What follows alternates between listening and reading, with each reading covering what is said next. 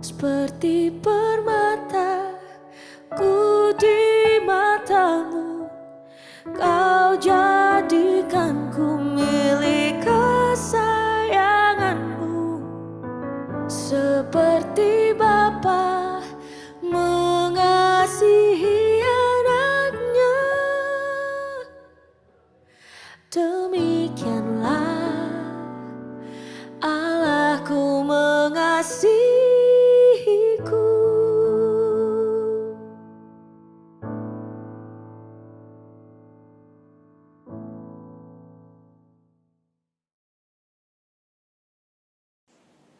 Selamat malam Bapak Ibu yang dikasihi dalam nama Tuhan Yesus Kristus. Malam hari ini sama-sama kita boleh bertemu lagi dan akan bersama-sama lagi merenungkan kebenaran firman Tuhan. Namun sebelumnya mari sama-sama kita tundukkan kepala, kita berdoa. Bapa yang baik, Bapa yang kami panggil dalam nama Tuhan Yesus Kristus. Saat malam hari ini Tuhan kami datang lagi kepadamu Tuhan. Kami mau mendengar lagi, kami mau membaca lagi setiap kebenaran firman-Mu. Supaya kami hidup di dalamnya. Dan biar firman-Mu yang menghidupkan kami. Untuk kami tetap kuat, untuk tetap kami mampu menjalani hari-hari yang Tuhan masih percayakan kepada kami. Terima kasih Tuhan Yesus. Urapi kami semua. Kami sambut firman-Mu dalam nama Tuhan Yesus. Haleluya. Amin. Puji nama Tuhan, Bapak Ibu yang dikasihi oleh Tuhan Yesus Kristus. Pada malam hari ini sama-sama kita akan membuka lagi kebenaran firman Tuhan. Dan malam hari ini saya beri judul berseru kepada Tuhan, bukan sesuatu yang sia-sia. Ya, berseru kepada Tuhan. Sama-sama kita akan membaca dalam Matius 7 ayat yang ke-21. Matius 7 ayat ke-21. Demikian bunyi firman Tuhan, saya akan bacakan. Bukan setiap orang yang berseru kepadaku, Tuhan, Tuhan, akan masuk ke dalam kerajaan sorga, melainkan dia yang melakukan kehendak Bapakku yang di sorga. Nanti seterusnya kita akan baca lagi. Namun saya mencoba untuk merenungkan firman Tuhan. Yang dikatakan bukan setiap orang yang berseru kepadaku Tuhan, Tuhan akan masuk ke dalam kerajaan sorga. Hari-hari ini kita tahu bersama begitu banyak hal yang terjadi di luar dari apa yang kita pikirkan. Dan tidak sedikit orang-orang juga berseru kepada Tuhan. Tuhan, kenapa ini terjadi? Tuhan, kenapa ini harus kami alami? Namun firman Tuhan pada malam hari ini dikatakan, bukan setiap orang yang berseru kepada Dia yang akan masuk ke dalam kerajaan sorga. Artinya keberadaan kita sebagai orang percaya bukanlah sebagai satu jaminan bahwa kita akan masuk ke dalam kerajaan sorga. Kenapa? Karena Tuhan katakan, melainkan dia yang melakukan kehendak Bapakku yang di sorga. Berseru kepada Tuhan, itu memang harus kita lakukan sebagai manusia yang penuh dengan keterbatasan. Namun dikatakan lagi, berseru kepada Tuhan bukan jaminan bahwa kita akan masuk ke dalam kerajaan sorga. Kenapa? Perbuatan yang baik dan pelayanan yang baik kita lakukan. Namun kalau bertujuan untuk kepentingan kita sendiri, hal itu tidaklah berkenan kepada Tuhan. Dikatakan di sini, melainkan dia yang melakukan kehendak Bapakku yang di sorga. Seberapa banyak kita memanggil nama Tuhan, seberapa sering kita menyebut nama Tuhan. Namun dikatakan kalau kita tidak melakukan kehendaknya, kita tidak dapat bagian dalam kerajaan surga. Bagian mana atau kehendak Tuhan yang mana yang kita tidak lakukan? Saya rasa saudara dan saya yang dapat mengoreksinya Lalu dikatakan pada ayat 22, pada hari terakhir banyak orang akan berseru kepadaku, Tuhan, Tuhan, bukankah kami bernubuat demi namamu dan mengusir setan demi namamu dan mengadakan banyak mujizat demi namamu juga?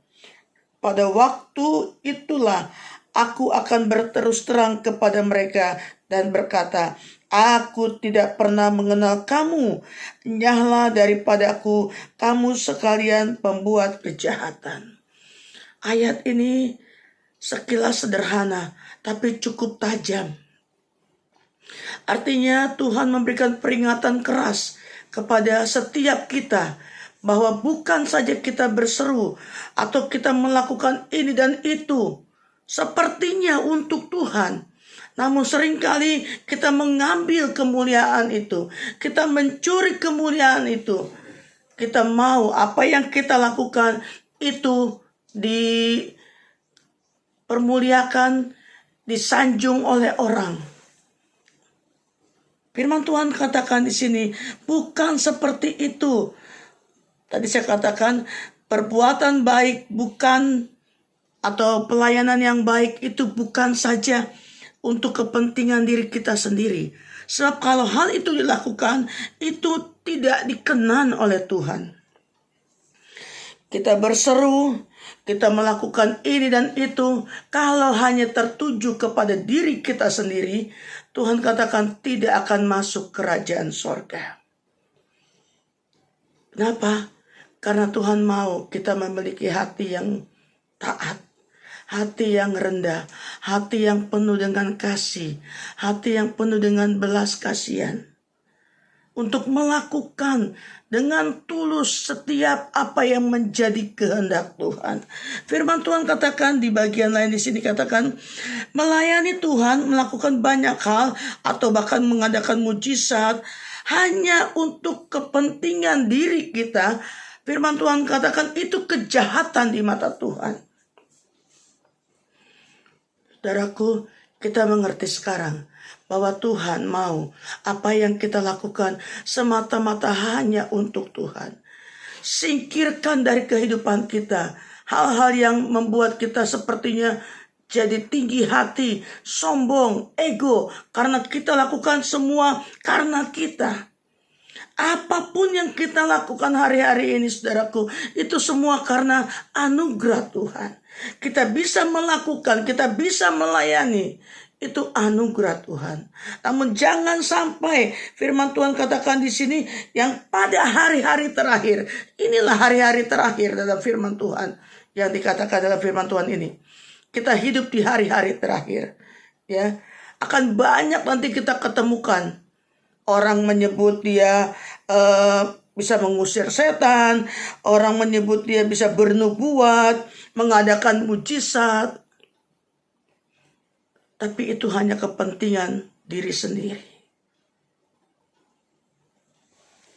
Tuhan katakan itu tidak dikenan.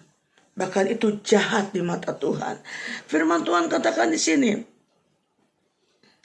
biarlah perbuatan baik kita itu dilandasi dengan iman yang kokoh, iman yang kuat. Sehingga apa yang kita lakukan benar-benar menjadi bau yang harum di hadapan Tuhan. Menjadi sesuatu yang menyenangkan hati Tuhan. Karena semua terfokus hanya untuk Tuhan, bukan untuk diri kita sendiri, bukan untuk kelompok kita sendiri, bukan untuk apa yang kita inginkan sebagai manusia. Ayat yang kita akan buka dalam Yakobus pasal 2. Yakobus pasal 2. Di sini dikatakan pada ayat yang ke-17. Yakobus 2:17 dikatakan, demikian juga halnya dengan iman. Jika iman tidak disertai perbuatan, maka iman pada hakikatnya adalah mati. Kenapa, saudaraku? Karena dasar dari segala sesuatu yang kita kerjakan untuk Tuhan adalah dengan iman. Kita melayani dengan iman. Kita memuji nama Tuhan dengan iman. Segala sesuatu yang disertai dengan iman. Saudaraku, biarlah hari-hari ini kita cukup mengerti. Iman saja itu tidak cukup. Harus disertai dengan perbuatan, tindakan. Sehingga kalau kita berseru kepada Tuhan, Tuhan menilik dari tempat yang maha tinggi keberadaan kita, maka kita akan bisa mengerti Tuhan inginkan supaya kita lebih mengasihi Dia.